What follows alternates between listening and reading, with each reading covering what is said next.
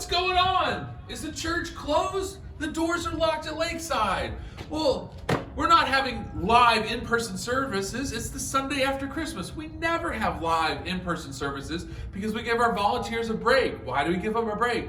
Because week in, week out, they create environments that people who don't like church love to attend. So we love that. So we're giving them a break, but we are going to be back in person on January 3rd. What's special about that also is we are live streaming North Point's teaching every single week starting January 3rd. So you want to make sure you invite your friends to hear on campus or digitally at home. Make sure you invite your friends and check out that content. Now, for today, we have a great teaching again by Andy Stanley talking about autonomy and decisions, okay? Which is a perfect lead into next week because the topic of the series we're starting is better decisions, fewer regrets. And who doesn't want to make better decisions and fewer regrets? So, with that being said, make sure to invite your friends and family to participate not only in this service, and you can share it all throughout the week, but also next week, come on campus. If you're not quite ready for that, check it out digitally, invite people that way. Hey, have a very Merry New Year. Merry New Year?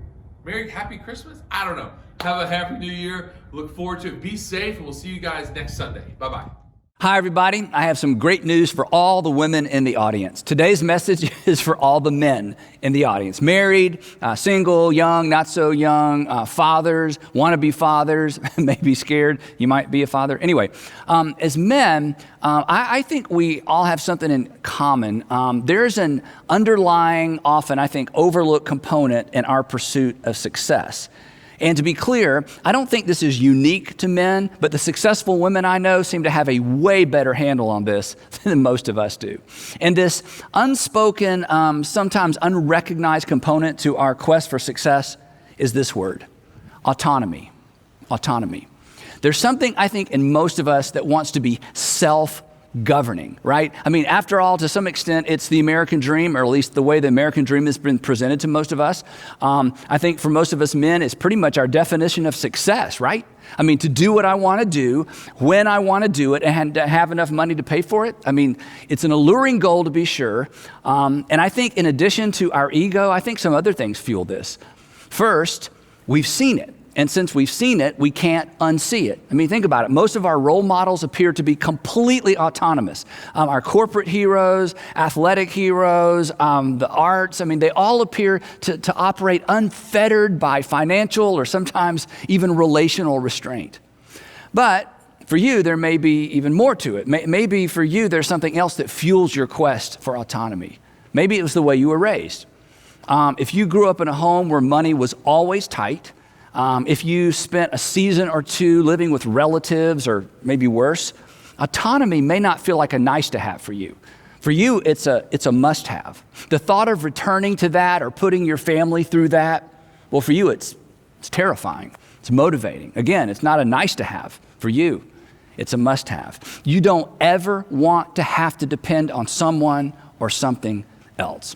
And then, woven into all of this is an assumption that I think most of us share. And here's the assumption. The assumption is, I can handle it, right? I mean, you're absolutely confident that you can handle it. If it ever happens for you, you're ready. In fact, this is why we're so baffled by stories of men who've made it and then turn around and make decisions that undermine their success, that undermine their autonomy. Men who become their own worst enemy after they've accomplished so much, after they've acquired so much. But here's what we think. We think, not me.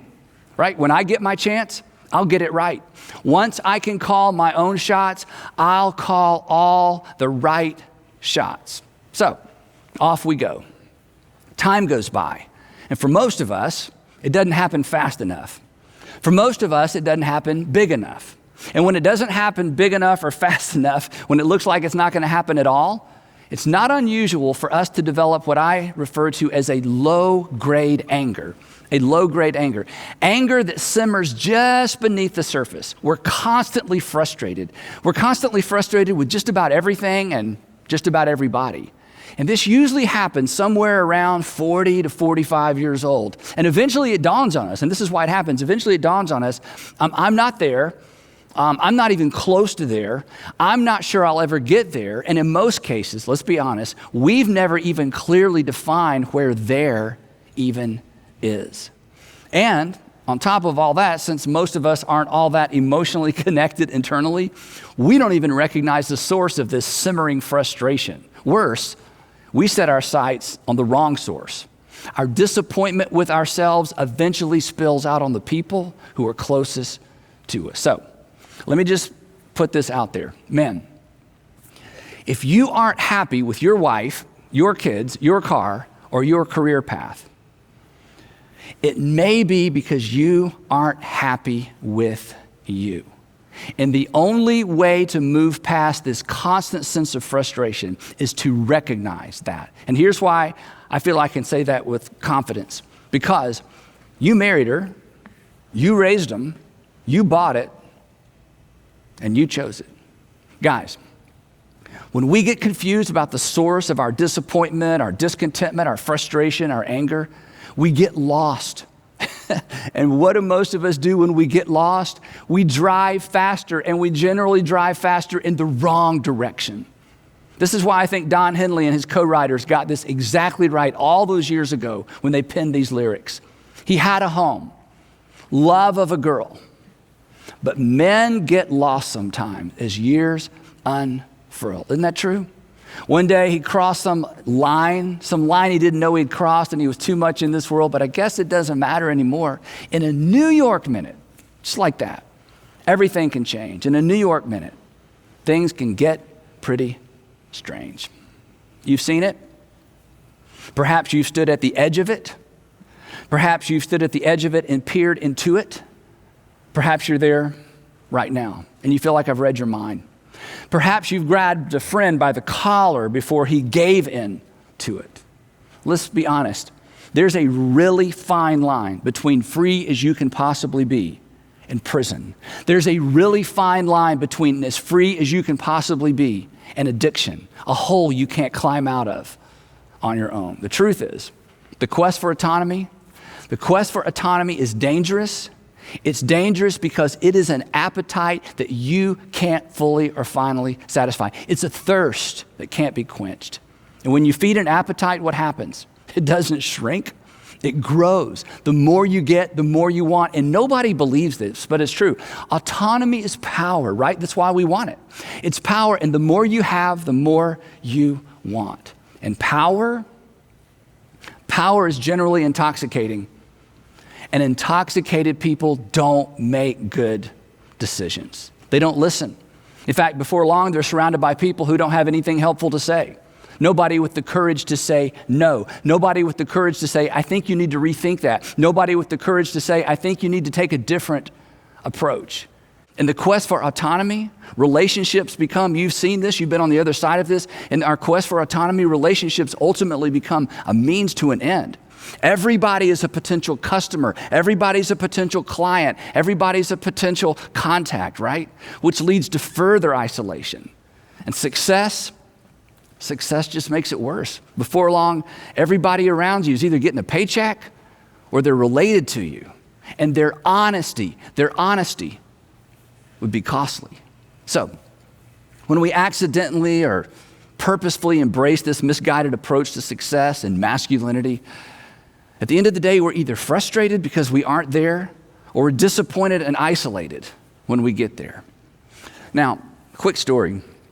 When Israel's second king, we're all familiar with Israel's second king, King David, when King David was around 50 years old, he made a decision that would become his most famous decision as a king. Actually, I should say it this way. He made a decision that would become his most infamous decision as king. Of course, he didn't know it at the time, because when we make those decisions, we never know it at the time, right? By the time this story comes around, David had been king for about 20 years. He had multiple wives, as was the custom for kings. He had concubines, as was the custom for kings. He had enormous wealth and enormous power. Early on in his life, as you know, he had developed a reputation as a warrior. I mean, he is a man's man. He'd secured his legacy. He'd already secured his legacy. He was the king who secured the borders and established peace in Israel. But now he's in his 50s. He's not cute anymore, and he's not satisfied. And you know this story. One evening, he's roaming around on the palace roof overlooking the city. He sees his neighbor's wife bathing in what should have been the privacy of her home. And guys, let's be honest, this probably wasn't the first time he'd wandered over to that particular part of the roof to stare in that particular direction. On this night, however, he sends a servant to find out who she is. And this particular servant takes a really big risk. He actually attempts to wave David off from what would turn out to be the worst decision of his life. This would be the moment David would give anything to go back and relive. This was the decision he would give anything to go back and unmake. When the servant returns, he chooses his words so carefully. Here's how he reported back to King David. Here's what he said. He said, she is Bathsheba, the daughter of Eliam. You know Eliam, she's not just a body, she's somebody's daughter. And not only that, she is the wife of Uriah the Hittite. You know honorable, brave Uriah. You fought beside him.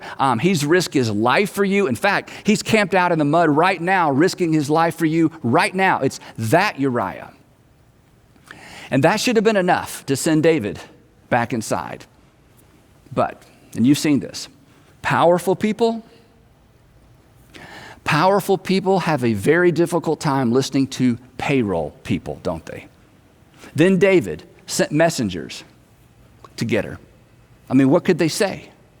What could she say? He's the king. And you know the story. David and Bathsheba spend the night together, probably more than one night. She becomes pregnant. She sends a message to David letting him know, and David does what he's now in the habit of doing. He powers up. He powers up and he comes up with a plan because at the end of the day, he is going to control the outcome. He allows Bathsheba to know what his plan's all about. He informs her of his plan, and apparently she decides to play along. Then he sends a message to Joab, his military commander, who is with Uriah, Bathsheba's husband, on a military campaign. David tells Joab, send Uriah back to town with a progress report on how things are going with the siege. When Uriah shows up, Uriah gives David the update, and then David smiles and encourages Uriah to go on home to his wife. And Bathsheba was expecting him. And I'm sure, I don't know, but I'm sure as Uriah leaves the throne room, David congratulates himself on controlling the outcome. But you know the story. The next morning, he gets word that Uriah didn't go home. Instead, he did the honorable thing. He slept at the entrance of the palace with the guards assigned to guarding David. And David can't believe it. So he sends a messenger to get Uriah before he leaves the city. And when he gets there, David says, haven't you just come from a military campaign? Why didn't you go home? Now, Uriah knows what David's getting at, and listen to his answer. He said, here's why.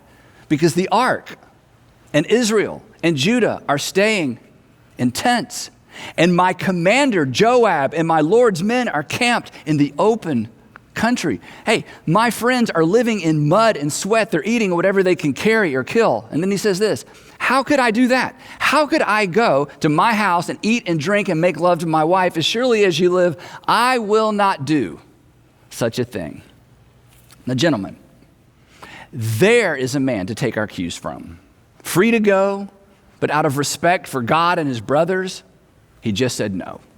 That's who your wife, that's who my wife hopes she married.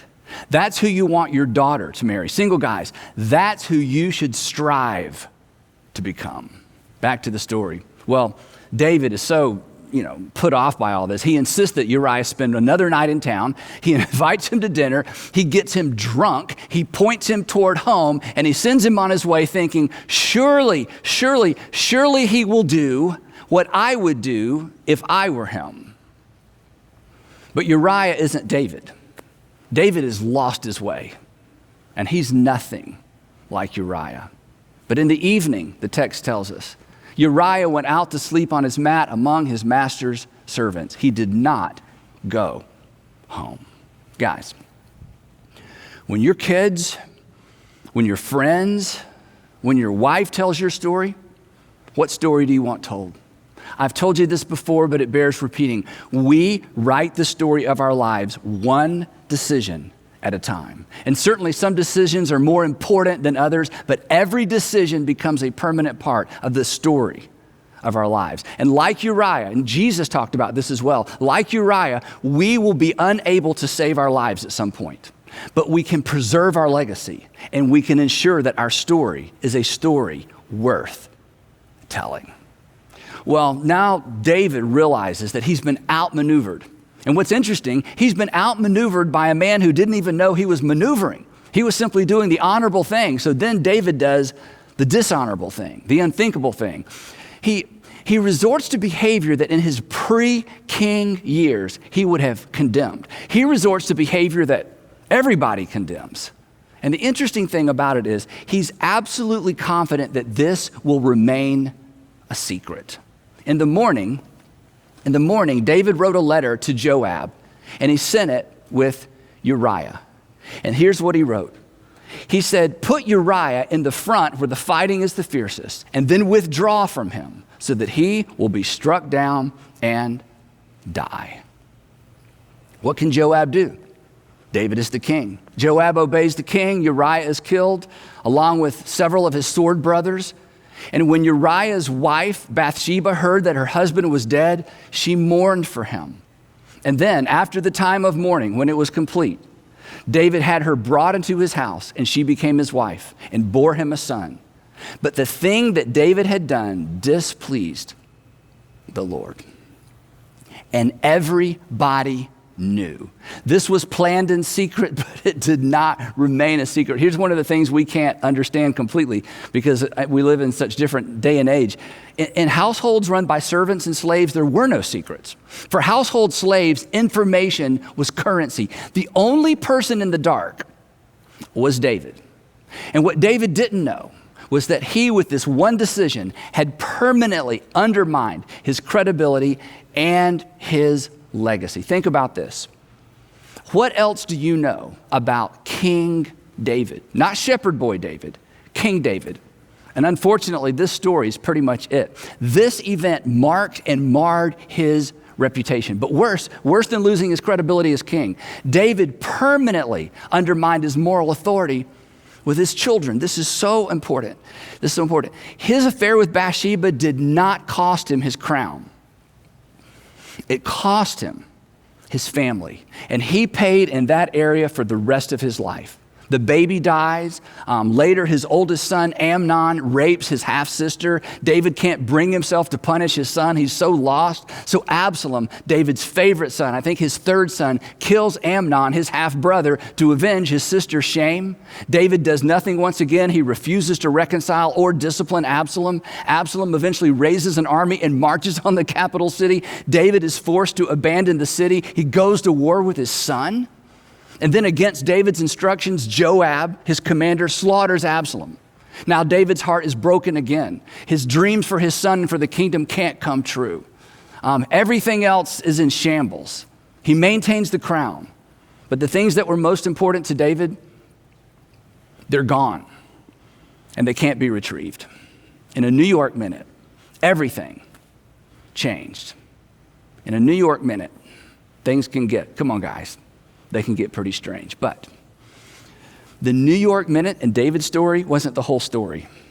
It's never the whole story, is it? There's always a backstory. There's always more to the story. And if you've read this story, you may remember how this entire debacle begins. I skipped that part. It begins like this. In the spring, at the time when kings go off to war, when the weather is good and the crops are planted, David instead sent Joab out with the king's men and the whole Israelite army, his sword brothers, the men who knew him best, the men who rose to power with him, the men who had hidden with him in caves during the days of King Saul, the men who had access to him, the men who knew him before he was king. But David remained in Jerusalem, alone and isolated. I'll let the little people fight. I'm king. I'm entitled. David got in trouble. This is so important. David got in trouble when he isolated himself from the community of men to whom he was most accessible, the kings men.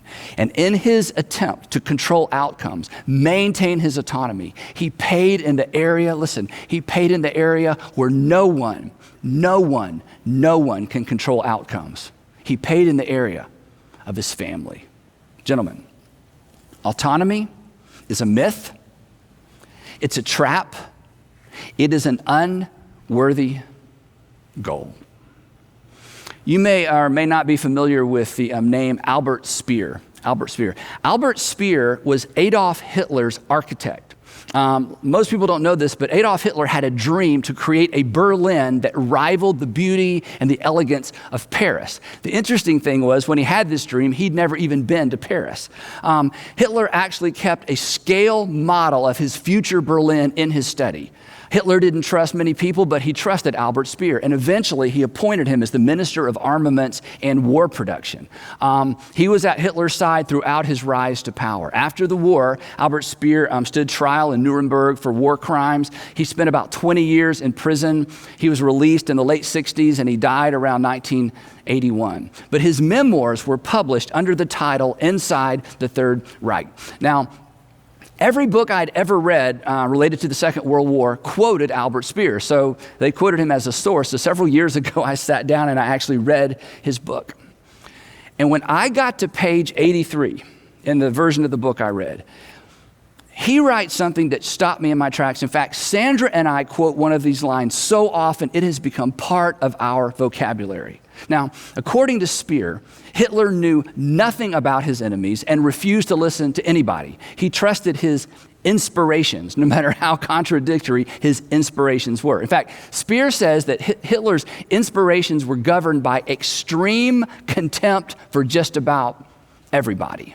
But here's the section that serves as a constant reminder to me to resist the lure of autonomy and to resist the lure of entitlement. Here's what he writes. He says, there is a special trap for every holder of power, whether the director of a company, the head of a state, or the ruler of a dictatorship. His favor, the leader's favor, is so desirable to his subordinates that they will sue for it by every means possible.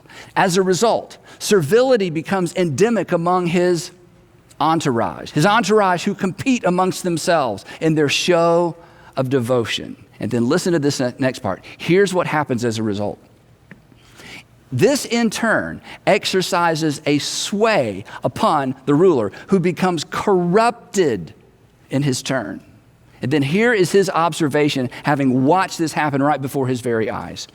He says the key to the quality of the man in power is how he reacts to this situation. I have observed a number of industrialists and military men who knew how to fend off this danger. And then here's the statement that just stopped me in my tracks. Hitler himself put up no visible resistance to the evolution of a court. Gentlemen, regardless of how old you are, regardless of what season of life you're in, regardless of how much life you had ahead of you, resist the evolution of a court.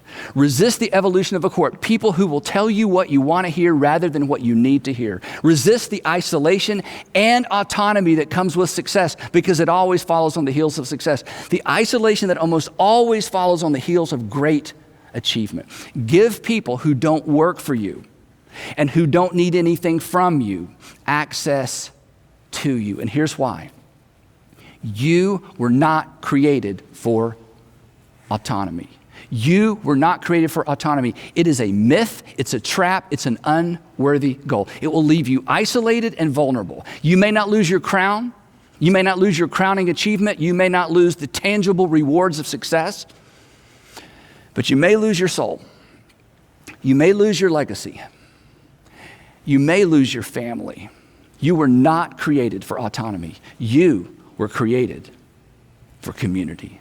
And if you're a Jesus follower, you're part of a body. And when a body part goes rogue, what do? We diagnose that as a disease, and we either cure it or we remove it. Autonomy is an appetite that cannot be fully and finally satisfied. It is a thirst that cannot be quenched. So, if God sees fit to make you a king, if God sees fit to make you a king in the realm of industry, marketplace, academia, arts, athletics, so be it. But when that day comes, keep those who knew you before and know you best close. They are not impressed, but they are oh so important. And in the springtime, when the kings go to war, suit up and go with them. You were not made for autonomy. You were created for community. And if you embrace that, you will survive and you will thrive and you will have a story worth telling. A story your friends, your children, your wife, and perhaps your grandchildren will be proud to tell. I'd love to pray for us, guys. Heavenly Father, easy to talk about, difficult to embrace. Please give all of us wisdom to know what to do with what we just heard. I pray that we would be like Uriahs, that we would be men of extraordinary self-control, men who are honorable, who are known for our honor.